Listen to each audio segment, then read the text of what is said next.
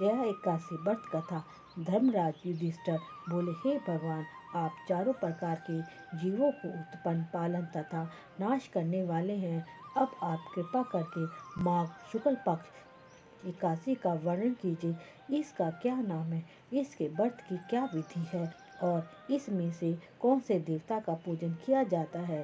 श्री कृष्ण कहने लगे कि हे राजन, इस एकादशी का नाम जया एकादशी है। इसका व्रत करने से मनुष्य ब्रह्म हत्या आदि पापों से छूटकर मोक्ष को प्राप्त होता है तथा इसके प्रभाव से भूत पिशाच आदि योनि से मुक्त हो जाता है। इस व्रत को विधि पूर्वक करना चाहिए। अब मैं तुम्हें पद्म पुराण में वर्णित इसकी महिमा के बारे में सुनाता हूँ। पद्म पुराण की कथा के अनुसार देवराज इंद्र स्वर्ग पर शासन कर रहे थे। स्वर्ग में सभी देवी और देवतागण सुखपूर्वक रह रहे थे। एक बार इंद्रदेव अप्सराओं के साथ सुंदर वन में विहार करने गए। उनके साथ गंधर्व भी थे। उनमें अप्सरा पुष्पावती और गंधर्व माल्यवान भी थे। देव अप्सराओं के साथ सुंदर वन में विहार करने गए। उनके साथ गंधर्व भी थे। उनमें से अप्सरा पुष्पावती और गंधर्व माल्यवान भी थे। इस दौरान पुष्पावती ने माल्यवान को देखा और उस पर मोहित हो गई।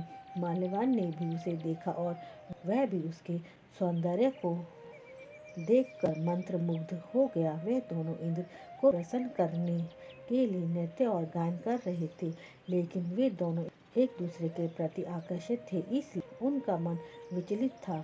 इंद्रदेव ने माल्यवान और पुष्पावती के प्रेम को समझ लिया, क्योंकि वे दोनों ही अपने काम में ध्यान नहीं दे पा रहे थे। इंद्र ने इसे अपना अपमान समझकर माल्यवान और पुष्पावती को श्राप दे दिया। उन्होंने कहा कि तुम दोनों अभी से स्वर्ग से पृथ्वीलोक पर रहोगे और वहाँ पर पिशाच योनि में कष्ट भोगोगे। श्राप के कारण माल्यवान और पुष्पावती हिमालय पर आ गए और पिशाच योनि में कष्ट जीवन व्यतीत करने लगे। एक दिन माघ शुक्ल पक्ष की जया एकादशी आई।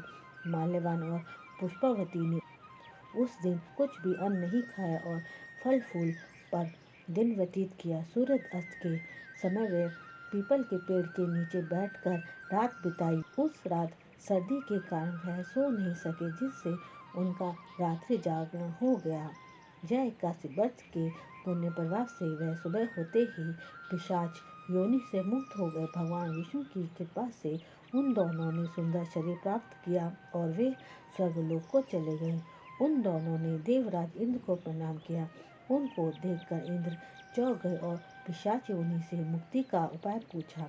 तब माल्यवान ने बताया कि भगवान विष्णु जी की कृपा और जया एकादशी व्रत के पुण्य प्रभाव से उन दोनों को पिशाच योनि से छुटकारा मिला है। इस प्रकार से जो भी व्यक्ति जया एकादशी व्रत करता है उसे मोक्ष की प्राप्ति होती है। वह अपने व्रत के पुण्य को पितरों को दान भी कर सकता है, ताकि कोई पिशाच भूत या प्रेत योनि में हो तो उसे मुक्ति मिल सके। हे विष्णु भगवान, कहानी कहते सुनते हुंकार भरते समस्त परिवार को सुखी कर रखना। बोलो विष्णु भगवान की जय।